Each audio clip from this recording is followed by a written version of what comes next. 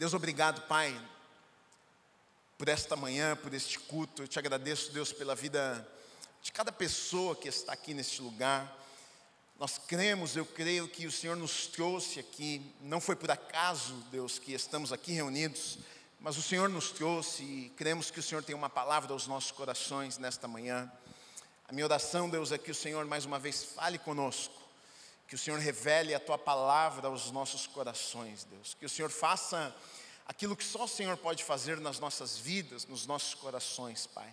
Que haja mudança, Deus, nesta manhã, de mentalidade, Deus. Usa a minha vida, me capacita, que a unção do Teu Espírito esteja sobre a minha vida, Deus, para que eu possa transmitir tudo aquilo, Deus, que o Senhor deseja falar aos nossos corações nesta manhã, em nome do Senhor Jesus Cristo, amém e amém. Você pode aplaudir o Senhor mais uma vez aí?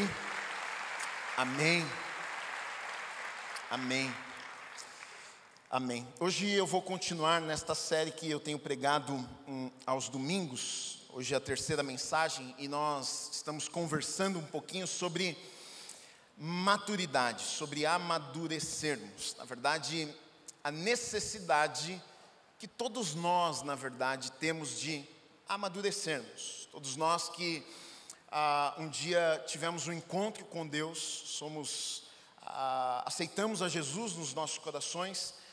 Aos olhos de Deus somos como bebezinhos, crianças, espiritualmente falando, e temos a necessidade de crescermos. O apóstolo Paulo fala que os irmãos ali tomavam leite ainda, que eram como crianças, e ele tinha o desejo de ensinar, de entregar a eles um alimento sólido, mas pelo fato de eles serem crianças, espiritualmente falando, eles ainda não conseguiam, não tinham maturidade o suficiente para receber tudo aquilo que ele desejava entregar àqueles irmãos. Então, na verdade, nós temos falado nestas semanas, sobre maturidade, a necessidade de amadurecermos, os benefícios de amadurecermos. Afinal, existem coisas que Deus deseja nos dar, mas nós só viveremos algumas coisas de Deus para as nossas vidas se atingirmos níveis de maturidade. Semana passada falamos um pouco sobre sinais, alguns sinais da imaturidade, e não foi no sentido de colocar o dedo na cara de ninguém, mas eu acho que são coisas que são importantes de nós ouvirmos, até para identificarmos, puxa, será que eu tenho sido uma pessoa, um cristão imaturo, né? E algumas vezes a gente acaba se identificando com alguns sinais. Puxa, olha, eu sou essa pessoa, eu tenho tido esse tipo de atitude. Então eu acredito que eu preciso crescer nesta área ou naquela área ali. E na verdade, todos nós, em algum lugar nas nossas vidas, precisamos crescer, né? Não somos perfeitos, existe a necessidade de todos nós, independente se você está 1 ano, 5 anos, 10 anos, caminhando com o Senhor, todos nós temos a necessidade de amadurecermos no Senhor, de crescermos. Alguns já mais maduros, outros menos maduros, até porque o tempo não fala sobre maturidade. Tem pessoas que estão na igreja há 10 anos e são menos maduras do que pessoas que estão há 2 anos, por exemplo, caminhando com o Senhor, e já atingiram um nível de maturidade até maior do que essas pessoas que estão há mais tempo caminhando com o Senhor. Uma das coisas e uma das marcas que nós falamos sobre a maturidade aqui é o equilíbrio. O equilíbrio é um dos sinais da maturidade, né? Quando você vai se tornando uma pessoa mais madura, você vai se tornando uma pessoa mais equilibrada.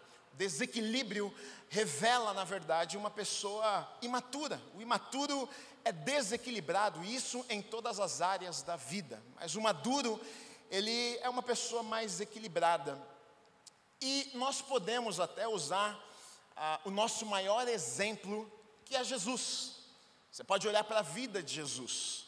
O maior exemplo que nós temos de como nós devemos viver as nossas vidas é Jesus. Nós somos cristãos, pequenos cristos, imitadores de Cristo. Então a nossa maior referência, o exemplo de vida que nós temos é Jesus. Os nossos olhos devem estar em Jesus. Como é que devemos viver as nossas vidas? Como é que devemos caminhar? Como é que devemos andar, falar, nos comportarmos? Olhamos para Jesus. E se você olhar para Jesus, você vai ver que Jesus, ele foi equilibrado. Jesus, ele mesmo sendo o Filho de Deus e ele sendo Jesus e o Messias, ele sabia equilibrar as coisas. Olha o seu ministério. Jesus, por exemplo, ele sabia que existia necessidade, por exemplo, de orar. Então, em alguns momentos, ele se retirava para estar, em alguns momentos, a sós com Deus. Às vezes, à noite, ele saía, ia para o monte, sozinho, ter um tempo só ele com o seu Pai, com Deus. Mas ele não era desequilibrado, ele não ficava o dia inteiro e a noite inteira no monte e não fazia mais nada na sua vida, não. Ele algumas vezes passava a noite no monte orando, mas ele também estava no meio da multidão. Ele também passava tempo com os discípulos, ele também estava no meio das pessoas. Ele estava com os discípulos, mas ele também estava com os pecadores, ele também conversava com cobradores de impostos, ele também estava com pessoas que a princípio os religiosos não gostariam de estar. Ele era extremamente firme, algumas vezes, mas manso, muito manso, outras vezes também. Você vai ver que Jesus, ele tinha um equilíbrio. Ele sabia a hora certa de agir, ele entendia a necessidade nos momentos, nas horas certas, quando ele precisava, ou com quem ele precisava. Com os fariseus, muitas vezes ele era mais duro e ele repreendia, mas com aqueles que precisavam de graça e misericórdia, muitas vezes ele estendia o seu abraço, o seu amor, sua misericórdia, e recebia aquelas pessoas. Então você vai ver no comportamento de Jesus, alguém equilibrado, alguém que sabia repreender, mas alguém que sabia amar. Alguém que orava, mas alguém que também estava no meio das pessoas. A gente não encontra em Jesus alguém desequilibrado. E na verdade, existem alguns assuntos que eu acredito que sejam importantes para nós, igreja, quando nós falamos sobre equilíbrio. Porque eu acho que algumas vezes a igreja acaba pendendo ou para um lado ou para um outro lado. E às vezes a gente acaba ficando desequilibrado. E aqui em vários assuntos, na verdade. Então, na verdade, tem inúmeros assuntos que a gente poderia falar sobre isso. Eu vou pegar alguns assuntos para nós tratarmos, talvez nas próximas semanas, sobre sermos equilibrados nestes assuntos. E aqui tem vários assuntos, por exemplo, a gente ouve falar lei e graça, santidade e graça. Equilíbrio entre estas duas coisas, porque existe a necessidade de ter um equilíbrio entre estas duas coisas. Você vai ver nos dias de hoje que tem a turma da graça, que tudo é graça, e você não precisa fazer nada, você não precisa andar em santidade, você não precisa obedecer a Deus, não, porque é tudo graça, Jesus já fez tudo por nós. Está errado. Claro que Ele pagou o preço para perdoar os nossos pecados, mas isso não significa que não temos nenhuma responsabilidade enquanto cristãos. Então existe um equilíbrio entre estas duas coisas. Onde está o equilíbrio entre estas duas coisas? Então são assuntos que são importantes na igreja nós conversarmos, porque às vezes nós pendemos para um lado ou pendemos para o outro lado. E hoje eu quero falar um pouquinho com vocês sobre céu e terra. Céu e terra, que é um assunto, na verdade, que talvez não nos dias de hoje, mas algum tempo atrás, eu acho que era muito mais evidente até a questão do céu. Eu não sei se você é desse tempo, mas eu nasci na igreja e eu me lembro que, de muito pequeno, na época dos meus pais, eu era criança, eu me lembro que existia uma ênfase muito grande no céu. Tudo era o céu, as músicas eram do céu. Céu lindo, céu lindo. Tudo que se falava, tudo que cantava, as músicas no geral eram do céu. Existia uma ênfase, eu acho que até numa geração antes dos meus pais era ainda maior. A ênfase era no céu. E a impressão que eu tenho é que a ênfase dos dias de hoje é mais na terra do que no céu. Quase não se fala do céu, se fala mais da terra do que do céu. E a questão é exatamente isso, o desequilíbrio é onde está o erro, porque nenhum nem outro, na verdade as duas coisas são importantes, porque a palavra de Deus vai nos ensinar sobre as duas coisas. A palavra de Deus vai falar sobre o céu. Só que a palavra de Deus também nos ensina algo sobre a terra. Por exemplo, Filipenses capítulo 3, versículo 20 diz o seguinte: pois a nossa pátria está nos céus, de onde também aguardamos o Salvador, o Senhor Jesus Cristo. Deixa eu te dar essa notícia, se você não sabe, a tua casa, a tua morada permanente não é aqui. Você tem uma casa permanente e não é aqui nesta terra. É que o apóstolo Paulo está dizendo aos filipenses: nós aguardamos um Salvador, o nosso Senhor Jesus Cristo, e a nossa pátria, na verdade, é o céu. Ou seja, nós estamos nesta terra aqui, sim, moramos aqui, temos as nossas vidas aqui, temos a nossa casa, o nosso trabalho, a nossa família, mas estamos aqui de passagem. Não somos daqui, estamos de passagem aqui nesta terra. Importante nós entendermos algumas coisas, porque podemos viver a vida de maneira errada. Podemos viver a vida aqui na terra, com os olhos apenas aqui na terra, e nos esquecermos que não somos aqui da terra. Que um dia, na verdade, nós fomos criados para a eternidade. Isso aqui, essa vida que a gente vive aqui, é por um curto período. Mas também, por outro lado, não podemos viver as nossas vidas apenas com o nosso olho na eternidade, e nos esquecermos que existe uma vida que deve ser vivida aqui na terra. Porque senão Deus já nos levaria hoje para o céu. Tem alguém que quer ir para o céu? Hoje? Eu perguntei no primeiro culto, se teve uma irmã que levantou. Eu falei, eu vou descer, vou orar, acho que a vida não está muito boa, né, irmã? A irmã falou, quero para a glória, pastor. Todo mundo quer ir para o céu, mas a verdade é que ninguém quer morrer hoje. Existe uma vida para ser vivida aqui. E Deus tem algumas coisas para vivermos aqui nesta terra. Só que existe um jeito certo de vivermos aqui enquanto não vamos para o céu. Olha que texto interessante. O apóstolo Paulo escreve aos Efésios, no capítulo 1, e eu acho que aqui talvez a grande chave para a gente entender a mistura destas duas coisas.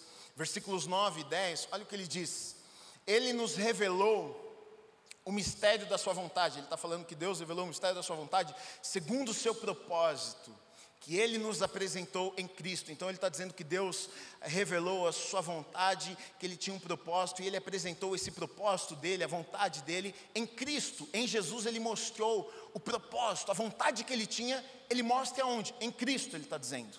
Aí versículo 10 ele diz o seguinte: de fazer convergir, essa palavra aqui, no original é pacificar, unir, reunir. Então, de reunir, de unir, de congregar nele, na dispensação da plenitude dos tempos, todas as coisas, tanto as do céu como as da terra. Olha o que ele está dizendo. No propósito de Deus, no plano de Deus, Deus fez algo poderoso. Em Cristo, em Jesus, Deus congregou, Deus reuniu. O que Deus reuniu? Tudo que existe no céu e tudo que existe na terra. Deus fez uma reunião de céu e terra em Cristo. O que Ele está dizendo com isso aqui? Ele religou. E se Ele está dizendo isso aqui, que Ele religou, o que Ele está dizendo é que se Ele teve de fazer isso, é porque em algum momento o céu e a terra, o acesso do céu e terra, na verdade, foi interrompido. E isso aconteceu, é óbvio, por conta do pecado. Mas por conta de Cristo, ele está dizendo, Cristo foi a porta de acesso. Cristo foi o caminho, é por isso que Jesus é o caminho, que nos liga ao Pai. Ele está dizendo, em Cristo houve uma reunião, em Cristo nós fomos religados, em Cristo houve uma reunião de céu e terra. O céu e a terra são reunidos em Cristo. Ou seja, o que existe no céu agora passa a existir agora também. Existe a possibilidade de se viver também na terra, por conta de quem? Por conta de Cristo. Duas coisas eu coloquei aqui então que Deus deseja, que é o desejo de Deus. Que vivamos nossas vidas voltadas, aqui na terra, voltadas para o céu, mas também que manifestemos o céu aqui na terra, porque agora é possível, já que em Cristo o céu e a terra foram reunidos. Agora em Cristo agora foi religado. Tanto que na palavra de Deus você vai ver que existem duas palavras que são usadas para nós que um dia vamos estar na eternidade, olhando para o céu. E a Bíblia fala que nós somos o quê? Peregrinos. Estamos aqui de passagem. Mas também tem um outro termo que a Bíblia fala que enquanto nós estamos aqui, nós não somos apenas peregrinos que estamos aqui de passagem, nós somos também outra coisa. O que é que nós somos? Embaixadores. Não somos apenas peregrinos. O peregrino, ele está aqui de passagem, ele não está pensando em nada daqui, porque ele só está passando, ele está com a mochila dele nas costas. Quando eu penso na palavra peregrino, eu quase que penso num hippie, eu quase que penso num cara que está com a mochila nas costas, que ele não vai construir nada, ele não vai deixar nada, porque ele sabe que ele não vai ficar aqui. O peregrino é aquele que, eu estou só passando, eu estou só indo para algum lugar, eu não vou fazer deste lugar a minha morada. Então, já que eu sou peregrino, já que eu não vou ficar por aqui, então eu não vou construir nada nesse lugar, eu não vou fazer família, eu não vou produzir. Só que olha só que interessante, se você for parar para pensar, é exatamente o que estava acontecendo com o povo de Deus que havia sido levado para a Babilônia. E iriam ficar na Babilônia durante 70 anos. O que é que eles estavam pensando? Vamos ficar 70 anos na Babilônia. Somos o que aqui? Peregrinos. Porque eles sabiam que em algum momento eles iriam retornar para a terra deles, a terra que Deus havia prometido para eles. Então, enquanto peregrinos, o que é que eles estão pensando? Bom, a gente vai voltar para a terra que Deus nos prometeu, e enquanto estamos aqui, não temos responsabilidade nenhuma, vamos ficar aqui, vamos ficar só esperando os 70 anos passar, e quando os 70 anos passar, quando a gente voltar para a terra que Deus nos prometeu, a gente faz alguma coisa. O que é que Deus falou para eles? Nananina, não. Vocês são peregrinos, mas vocês também são o quê? Embaixadores. E embaixador o que é que faz? Embaixador traz a cultura de um outro reino para o lugar onde está. Então você tem que fazer alguma coisa no lugar onde está. O reino de Deus é paz, alegria e justiça. Então é isso que vocês têm que trazer neste lugar. Deus envia uma carta através do profeta Jeremias e diz o seguinte: não, então vocês estão aí, vocês são peregrinos, vão ficar 70 anos neste lugar, construam casas, casam, tenham filhos, plantem, colham, orem pela paz deste lugar. Sabe por quê? 70 anos vocês vão passar por este lugar, mas não apenas passar. Enquanto vocês estiverem neste lugar, produzam alguma coisa neste lugar. As duas coisas, peregrinos sim, mas não apenas peregrinos também, além de peregrinos, embaixadores também. E aqui eu vejo, na verdade, às vezes uma grande dificuldade muitos de nós, porque às vezes nós temos muito de uma coisa e pouco de outra coisa. Às vezes temos muito de um lado e pouco de outro lado. A gente às vezes vê um grupo de pessoas que colocam os olhos nas coisas do céu. A gente vê um grupo de pessoas que focam na eternidade. Gui, dessa vida eu não levo nada mesmo. A palavra mesmo diz que ajuntar tesouro é lá no céu. A Bíblia mesmo diz que daqui essa vida não vale nada mesmo. E a gente tem pessoas que colocam os olhos na eternidade e focam na eternidade e simplesmente desprezam o presente, simplesmente se esquecem que se está vivo hoje, existe um propósito de Deus hoje, agora também. Sim, todos nós colocamos os nossos olhos na eternidade, mas existe um propósito de Deus para as nossas vidas hoje também. Mas também vivemos um tempo onde que me parece que até por conta da mensagem da fé, e eu amo a mensagem da fé, eu sou acho que um pregador da fé, que prego que Deus vai abrir as portas, que Deus vai nos abençoar. Eu creio nisso. Se você ler a palavra de Deus, você vai ver isso. E talvez por pessoas só focarem neste lado, e elas trazem o céu para a terra, não, Deus vai me abençoar, e Deus vai fazer isso, e Deus vai fazer aquilo, que elas se esquecem da eternidade, elas se esquecem da da vida que está por vir além da morte, e elas focam só aqui nessa terra, elas só estão pensando aqui nessa terra, tudo que elas fazem é pensando aqui, todas as conquistas é só pensando aqui, ela só está pensando nos projetos dela aqui para essa terra, ela não está com os olhos na eternidade, ela se esqueceu que na verdade a vida dela é passageira, é breve, é um sopro. O que são 80 anos? É tão rápido. Daqui a pouco estou com 40, na metade da vida. Parece que nasci ontem. Voa, o tempo passa rápido. Então a gente tem os dois lados. De um lado, aqueles que estão focados lá no céu e acabam não assumindo a responsabilidade e aquilo que Deus quer fazer aqui na terra. E talvez um outro grupo de pessoas que abraçam a terra e se esquecem da eternidade, e se esquecem que nós estamos aqui por um curto período de tempo. O equilíbrio entre estas duas coisas, peregrinos e embaixadores. Agora, peregrinos, estamos aqui de passagem. Se você parar para pensar nisso, estamos aqui de passagem. Preciso colocar os meus olhos na eternidade. A palavra de Deus, em muitos lugares a gente encontra passagens falando, Jesus mesmo disse, eu estou indo à casa do meu pai, vou preparar um lugar para vocês. Em muitos lugares na palavra de Deus, a gente encontra que existe um lugar preparado, nós somos seres eternos, a vida não acaba aqui quando a gente morre, o corpo entra ali no caixão, mas o nosso espírito não morre, nós vamos passar a eternidade com o Senhor. Mas como é que vivemos a nossa vida aqui?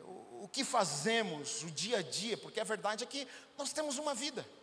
A gente trabalha, a gente tem a família, a gente tem a vida normal. Mas como que nós vivemos uma vida de peregrinos? No sentido de que nós vivemos uma vida normal, mas com os olhos na eternidade, entendendo que estamos aqui de passagem, que aqui não é o final, que aqui não é o nosso destino final. Como é que a gente vive essa vida? Eu acredito que tem tudo a ver, na verdade, com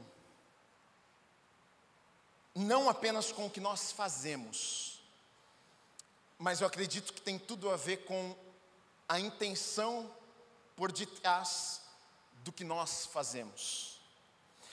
Porque você pode muito bem viver a tua vida aqui e dizer, não, eu sou um peregrino, porque tudo que eu faço com os olhos na eternidade. Eu faço pensando na glória, eu faço pensando no céu. Eu me abdiquei das coisas desta terra, eu não me preocupei em construir nada, tudo que eu faço obra missionária, eu faço isso, eu faço aquilo, o que eu ganho eu dou para o pobre, tudo que eu faço pensando na eternidade, em ganhar vidas. A questão não é simplesmente o que você faz, mas a questão é o porquê você faz o que você faz. É a intenção por trás daquilo que você faz. Porque se você for parar para pensar, os fariseus, a princípio, quando você olha para eles a princípio, eles seriam essa turma que viviam pela eternidade, pensando no céu. Eles eram da turma que jejuavam, oravam, davam aos pobres, ofertavam na igreja, viviam para Deus, era tudo para Deus, tudo. A vida deles era para Deus, decoravam as leis, sabiam as leis de cor, e ofertavam, e ficavam de pé, faziam orações lindas. E o que Jesus fala para eles? Jesus confronta os fariseus, porque a questão não é o que eles faziam, a questão é o porquê que eles faziam o que eles faziam. Jesus fala, olha, vocês dão oferta, mas na verdade vocês dão oferta para o quê? Para serem vistos. Então a recompensa de vocês já receberam. Jesus diz, olha, existe uma recompensa que é eterna quando você faz para Deus, mas a recompensa de vocês já receberam, porque o que vocês queriam, o que vocês buscavam, vocês já encontraram. O que vocês queriam era ser reconhecido pelas pessoas, pois bem, vocês já foram reconhecidos pelas pessoas. Você ofertou, as pessoas olharam para vocês, parabéns, vocês receberam a recompensa que vocês queriam. Você levantou na sinagoga diante das pessoas e fez uma bela oração. Você não fez uma bela oração diante de Deus para que as pessoas fossem abençoadas, para que mais vidas, para que mais almas se arrependessem. Não, vocês fizeram uma bela oração para serem vistos e para que as pessoas pensassem, uau, que espirituais que eles são. Jesus disse, vocês já receberam então as recompensas de vocês, porque se o que vocês queriam era reconhecimento, então vocês já receberam o que vocês queriam. Então não é apenas enquanto peregrinos, enquanto vivendo esta vida aqui, olhando para o céu, e olhando para o céu no sentido de que eu desejo, Deus, fazer a tua vontade. Eu desejo, Deus, cumprir aquilo que o Senhor tem para a minha vida. Deus, não é sobre os meus sonhos, mas é sobre os teus sonhos. O que é que o Senhor tem para a minha vida? Eu quero cumprir, eu quero, Deus, atender os teus sonhos para a minha vida. Sim, mas a questão não é simplesmente o fazer. A questão não é simplesmente o realizar. Não é simplesmente vir aqui e pregar. Não, olha, eu estou pregando, eu estou focado no céu. Olha, eu estou cantando, eu estou focado no céu. Olha, eu estou indo nas missões, eu estou focado. Não. Não é simplesmente o fazer, mas a pergunta é o porquê de trás daquilo que você está fazendo. Será que você faz para o próprio benefício? Será que você faz para ser visto? Será que você faz para ser reconhecido? Essa foi a briga de Jesus com os fariseus, que viviam como, a princípio, viviam como peregrinos, viviam dispostos a entregar a sua vida pelo reino de Deus. Jesus os confronta e diz, por que vocês fazem o que vocês fazem? Eles jejuavam, eram crentes, jejuavam, mas jejuavam e ficavam com a cara assim abatida, tristes, chateados, e faziam isso para que as pessoas olhassem para eles e vissem, nossa, olha, eles estão tão abatidos porque jejuam, né? Como são espirituais. Então, qual era o motivo por detrás do jejum, das orações bonitas, da oferta, das doações? Então, a questão não era apenas o que eles faziam, mas o porquê eles faziam. O céu não começa apenas com o que eu faço. O céu começa no porquê eu faço o que eu estou fazendo. Quando eu entendo, eu sou um peregrino, eu estou de passagem. Essa vida aqui na terra, na verdade, é por um curto espaço de tempo, e eu sei que eu estou aqui com o propósito de Deus na minha vida. Deus tem algo para a minha vida. Mas então se Ele tem algo para a minha vida, eu vou fazer, eu vou atender o chamado que Ele tem para mim, mas por que é que eu vou fazer isso aqui? O que eu estou construindo, o que eu estou realizando, por que é que eu estou fazendo isso aqui? É uma questão para nós pensarmos.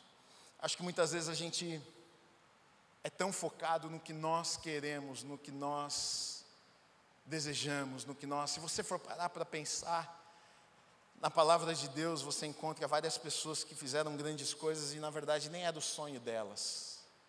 José nunca sonhou ser o segundo homem mais importante do Egito, foi Deus que deu a ele um sonho. Maria nunca sonhou ser a mãe de Jesus,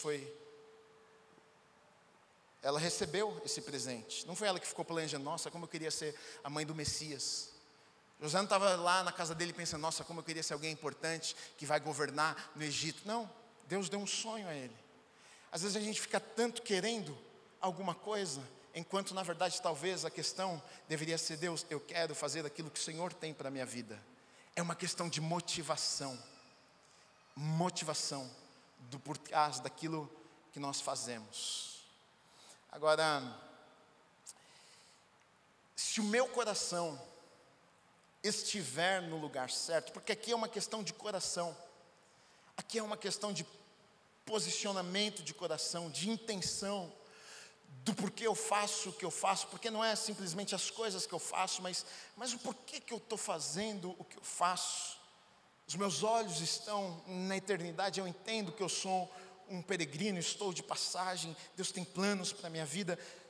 É uma questão do coração aqui, e tem um texto na Bíblia que vai me dizer que se eu estiver com o meu coração no lugar certo, a minha vida aqui na terra, o meu coração vai estar guardado. Olha o que diz em Mateus no capítulo 6, versículo 19. Diz o seguinte: não acumulem tesouros sobre a terra, onde as traças e a ferrugem corroem e onde os ladrões escavam e roubam.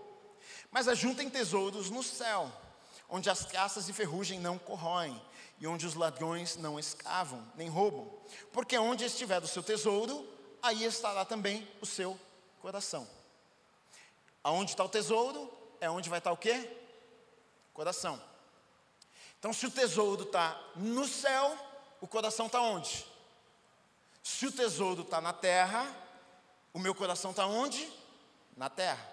Só que o problema é que o texto está dizendo o seguinte, que na terra, a ferrugem, os bichos destroem e corroem o tesouro. E no céu isso não acontece. Então, se o meu coração está nas coisas da terra, o que é que vai acontecer? A minha vida, o meu coração vai ser destruído, porque as coisas da terra vêm e vão. Os problemas acontecem, tristezas acontecem, perdas acontecem. Agora, se o meu coração está guardado no lugar certo, se o meu coração está na eternidade, se o meu tesouro está nas coisas do céu, se o meu coração está no céu, mesmo que tenha perda na terra, porque isso acontece, na terra acontece problema, na terra tem tristeza, na terra tem perdas, a gente perde, você ganha, perde, tem tristezas, tem problemas, mas quando os nossos corações estão na eternidade, a gente não fica desesperado, porque nesse plano aqui, a nossa vida não está apoiada nisso aqui.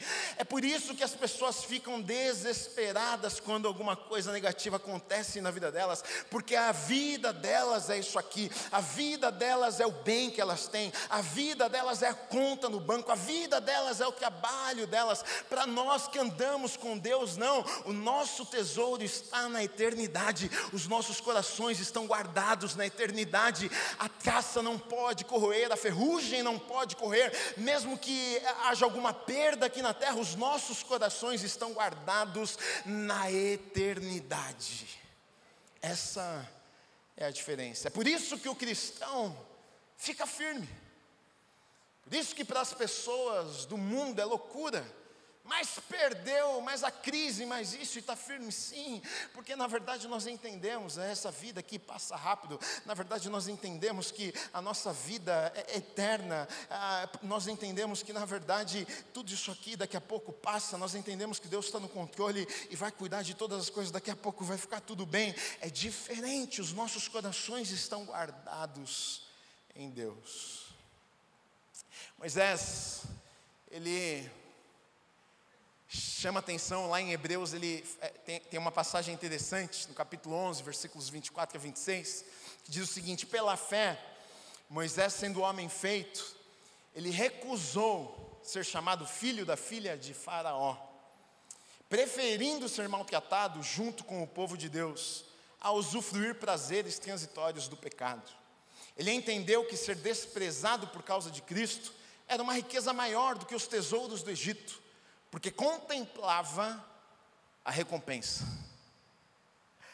Olha a fé de Moisés. Não sei se você sabe, ele foi neto de Faraó, mas o texto está dizendo que ele teve fé, e ele preferiu, ele recusou o palácio, ele recusou ser neto de Faraó e viver todas as coisas boas ali que poderiam ser dadas a ele, porque ele sabia que existia do céu uma recompensa para a vida dele.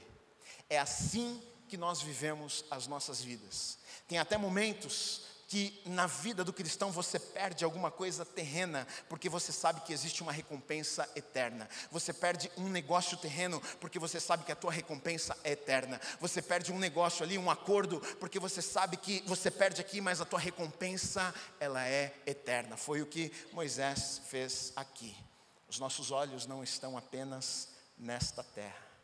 Somos peregrinos e olhamos para a eternidade. Ao mesmo tempo, estamos aqui na terra.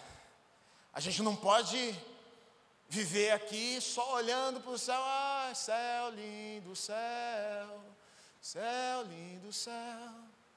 E não tem comida em casa, está todo mundo passando fome. Eu não vou trabalhar, pastor, porque aqui não é minha morada. Deus vai me levar e lá não tem foto da Bíblia, de lá é ruas de ouro, lá não tem problema nenhum. Sim, mas você está aqui, querido. Você não está lá ainda. Quando você for, tudo bem. Agora está aqui, tem que fazer alguma coisa. Essa que é a questão. Então, olha na oração do Pai Nosso, olha o que Jesus ensina. Está ensinando a orar e olha o que ele diz. Portanto, orem assim, Mateus 6, 9 e 10. Pai nosso que estás no céu, santificado seja o teu nome. Venha o teu reino, seja feita a tua vontade, assim na terra como no céu. Então, Jesus ensina, olha, vocês têm que orar assim. Como é que vocês têm que orar? Então vocês vão orar dizendo o seguinte, olha, assim como é no céu, a oração de vocês é que seja aqui na terra também. Orem desse jeito. O que Jesus está dizendo? É claro que de forma plena não tem como o céu ser a terra ainda, porque no céu existe pecado e o pecado entrou, e existem pessoas que são más, e situações, e tem doença, mas o que ele está dizendo é possível ver pelo menos um pedaço do céu aqui na terra, enquanto não vamos para o céu, e nós devemos orar por isso. Essa deve ser uma realidade na vida daquele que anda com Deus, que crê em Deus. Somos embaixadores do reino de Deus, representantes de um reino dos céus. Como é que é esse reino? Nesse reino existe dor, existe tristeza, existe falta. Não, então nós precisamos olhar como funciona este reino e trazer este reino aqui para a terra, para o lugar onde nós estamos. Houve um tempo, e na verdade eu até ouvi de pessoas que viveram suas vidas focadas na eternidade. E glória a Deus pela vida destas pessoas. No ministério e focadas em alcançar vidas. Mas eu penso que, eu não estou julgando ninguém, longe de mim, Deus que me livre. Mas eu fico pensando, eu vi histórias de pessoas que viveram pela eternidade, mas esqueceram da vida aqui. O pregador que foi pregar e ficou 6 meses pregando, e largou a mulher e os filhos para ir pregar. Os filhos tudo desviaram, porque disseram, eu não quero não viver para esse Deus que tira o meu pai de nós. Será que não existe um equilíbrio? Eu fico pensando, será que Deus estava olhando e quem sou eu? Mas eu fico pensando, será que Deus estava olhando e dizendo, muito bem, maravilhoso trabalho. Será que não teria sido melhor ter viajado 1 mês em vez de 6? Mas ter cuidado também da casa? Será que não teria sido melhor o equilíbrio? Nem lá nem cá, nem céu nem terra, mas as duas coisas, céu e terra, fazendo a obra de Deus, mas não deixando de cuidar aqui também, servindo a Deus, mas também cuidando das coisas que Deus colocou na minha mão aqui, fazendo parte do ministério, mas não negligenciando também a minha casa, estando nos ministérios e doando o meu tempo, mas também dando um tempo para minha esposa e levando ela para passear às vezes. E muitas vezes dentro da igreja a gente vê o desequilíbrio. E muitos às vezes que estão no céu perdem o que Deus tinha aqui na terra.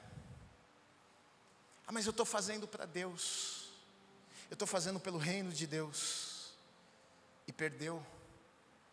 Você esqueceu que era um embaixador também, que era um representante de Deus aqui, que as pessoas iriam olhar para você, para a tua casa, para a tua família, e através da tua casa e da tua família, eles iriam ver uma cultura e o reino de Deus. E talvez, quem sabe, mais do que o ministério que você faz, talvez eles iriam olhar para o seu dia a dia, e talvez ia ser a maior pregação da tua vida, mais às vezes do que o tempo que você estava doando aqui e ali, fazendo ministério aqui e ali. Mas também, é claro, tem o outro lado. Ah, então não vou fazer nada. Não, é exatamente isso que eu estou pregando, se você já entendeu. As duas coisas, nenhuma, nem outra. Por isso que a Bíblia vai falar de diversos assuntos. Não é para você escolher um assunto, pastor, eu só gosto desse assunto na Bíblia. Vai se tornar um desequilibrado. Só gosto quando a Bíblia fala das bênçãos, sim, mas a Bíblia fala de tantas outras coisas. Se você só ler, se você só pegar a caixinha das promessas, lascou. Você vai se tornar um cristão desequilibrado, imaturo, não vai amadurecer. Vai pender para um lado. Amadurecimento traz equilíbrio. As duas coisas são importantes. Eu vivo a minha vida aqui na terra, entendendo que isso aqui é passageiro. Passageiro. O desejo do meu coração é um dia estar com o Senhor, toda a eternidade. Mas eu também sei que enquanto estou aqui, existe uma responsabilidade, não posso negligenciar. E vou fazer o meu melhor enquanto embaixador do reino de Deus aqui nesta terra. Enquanto estou aqui, vou viver a minha vida aqui olhando para a eternidade, fazendo o meu melhor aqui. As duas coisas. Que Deus nos ajude a cada dia mais nos tornarmos cristãos maduros, equilibrados, e vivermos tudo aquilo que Ele tem preparado para as nossas vidas. Amém? Você recebe essa palavra? Aplauda o Senhor Jesus, pode ficar de pé no seu lugar.